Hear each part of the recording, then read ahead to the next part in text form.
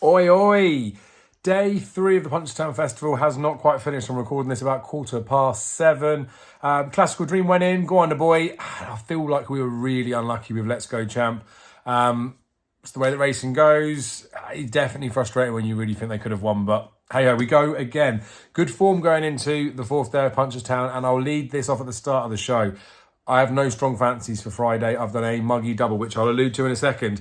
As always, guys, I really do appreciate your support. Please do like the video, subscribe to the channel, comment below with what your best bet is. We're not too far away from 5,000 either, so if you fancy setting up a few extra accounts or telling your mates to subscribe, I'd appreciate it. That's enough of the begging. Right, bets for the weekend. That's what we're going to look at. I'm not just doing Friday's race. I'm going to do Saturday because I'll hopefully be at Sandown Saturday. Be having a good few bets on a couple of things. I already have got a few quid on. So I'll do the same as I would do for a one-day meeting. I'll tell you all my bets and my stakes. But this time, we're going to be covering two. So I touched on Punchestown Friday. We've had a bit of a muggy bet.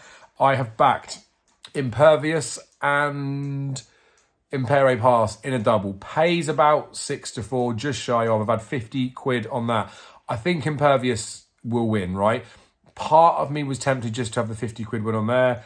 I'm probably being a little bit punty with it, so I wouldn't suggest going in heavy. I wouldn't suggest going mad. You could chuck Stateman as a treble, but I don't think the racing looks to me as though there's some real chunky value out there. You may have a different opinion. Drop a comment below if there's ones that you fancy, because I know a few guys have been tipping up winners in there. So wouldn't necessarily be advising that as a bet. It's just a touch of, I've had a bet and I want to be honest that I have.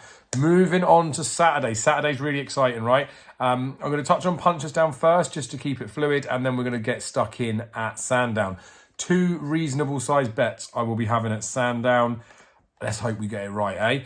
So Punchestown, the racing on the Saturday is always quite good. There's a few horses that I've been hoping would run, right? So the first one of those is Echoes in Rain. She runs in the Mayor's Champion Hurdle. It's over 2 mile free. About the right trip for Echoes in Rain, I think. Ground should be ideal for her. Paul Townend's on board. He always gets the best out of this mare. Does have a bit to find with Love Envoy, right? I've got no hiding place from that. However, she's 4-1. Think she's about the right sort of price. I would like a bit bigger. I've had £25 win. So the equivalent in a point scheme would be 1 point win. I think she's got a chance. I don't want to get overexcited and caught up in her though, because she has cost me before. So I'm happy with the price, happy to have what I've had on there. The 4-year-old champion hurdle, right? I haven't had a go on it. Lost Email 4-6 was one that I was tempted to look at back in. Didn't think we'd get much of a price. Had she have been odds against, I would have been tempted, but she isn't, so it's irrelevant talking about it. The other bet for Punchestown, which I haven't struck yet, but it will be going on, is in the 5:30. Is Ballyadam. Henry de Bromley's got Mike O'Connor on board, who's claiming a few pounds, right? I touched on his performance behind Gaelic Warrior when he was third, and I've touched on his run at Cheltenham. I thought they were both good runs, right? They were over 2 miles. His mark probably is holding him, right? But Mike O'Connor takes the £5 off. I think he's probably worth the £5, to be honest with you. And I don't think Ballyadam's that hard a ride. So Ballyadam, I was thinking if he was double figures, I'd be keen to have a go on him. I think he's due to run another big race. I think he'll be there or thereabouts. A few bookies are doing first 5, I think, and a few bookies are just doing the first 4. But it's a fifth the odds for 5 and it's a quarter the odds for 4. So the way that works out, there is proper logic to it, but it's almost irrelevant. Just go for what you want to go for. He is 14-1 top price. I'm fairly happy with that. I am waiting to see if Corals will price up so I can bat with them, because they are best odds guaranteed. I don't think he'll massively drift, but you never know.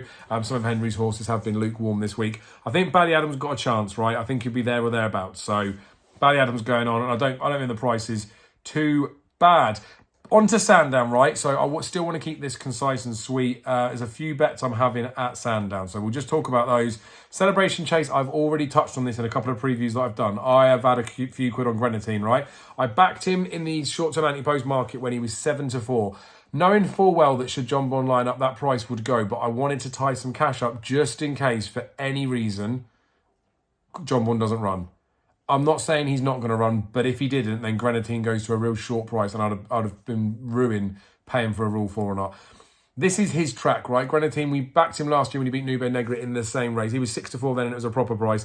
He is 9-4 now, right? And he's taken on a better horse in John Bond than Nube Negra. You might think, however, Nube Negra had achieved enough to suggest that he was a worthy adversary to John Bond. However, his performance wouldn't have been suited to Sandown last year. So there was a case behind that, right?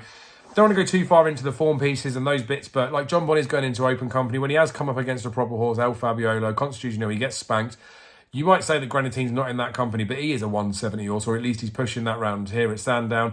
I can't believe he's 9-4. So I've had 100 on him at 7-4, and I've now had 100 on him at 9-4. So equivalent of £200 at 2-1. However, if Jonbon doesn't turn up, I won't have a rule 4 on the first half of it. So fairly happy with my position there. I can't see him getting too much bigger. I know Editor Geek could run well, and Gary Moore loves it round here, but I'm still on with Grenadine, right? I think he'll be tuned for this race.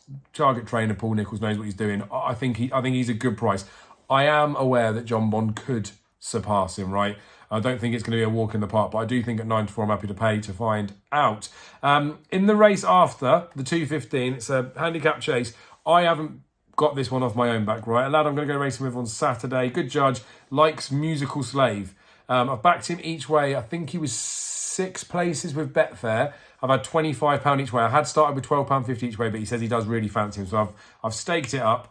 I think the method that he was talking about within this horse was maybe ground. So I feel like when he's run on good ground, especially his last few runs, he's finished first, second to Hewick. Where's his proper good ground stuff before? Maybe there's like a bad one in there. He made a good case for him, to be fair to me. So I'm passing it on. So I've had 25 each way on Musical Slave on his say-so.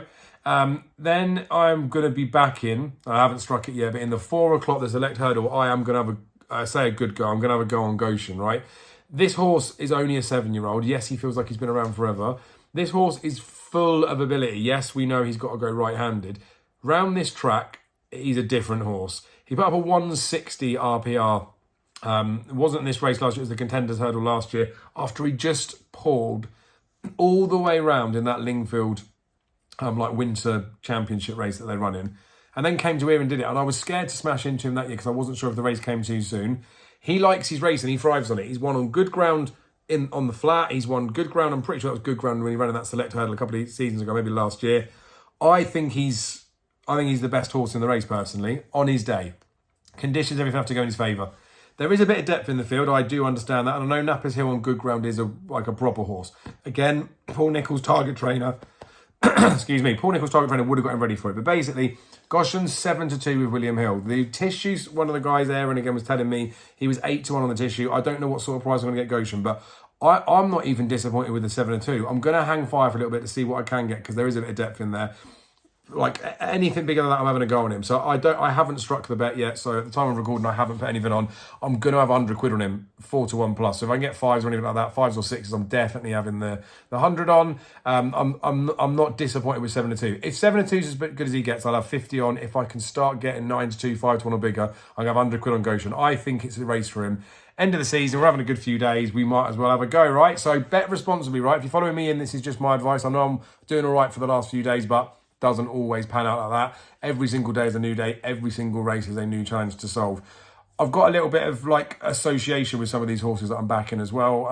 Grenadine was probably not always going to be a bet for this, but the fact that we're getting a price because Jonbon's in there makes him auto bet stuff for me. And I do think Goshen here because if the race wasn't as deep, and really you could take Theatre Glory, Time Hill and Nappers Hill out of the race, possibly, right? Time Hill's not been having the best season. I don't know, he's got bits and pieces of form in there that are quite good. But I just think Goshen, as much as he's not having the best season either, he's the wrong price, right? I reckon he could be favourite in this race. Whether he'll go off favourite or not, I don't know. But that's why I'm getting stuck into him. We will see anyway. So like I say, gamble responsibly. Please do just bet within your means. Please do enjoy the race. And it starts to calm down on the jump season after this. But there will be some good stuff over the summer. Make sure you've liked the video. Make sure you subscribe to the channel. Comment down below if there's anything that you fancy or you just want to say, hey Dave. And I will see you again very soon.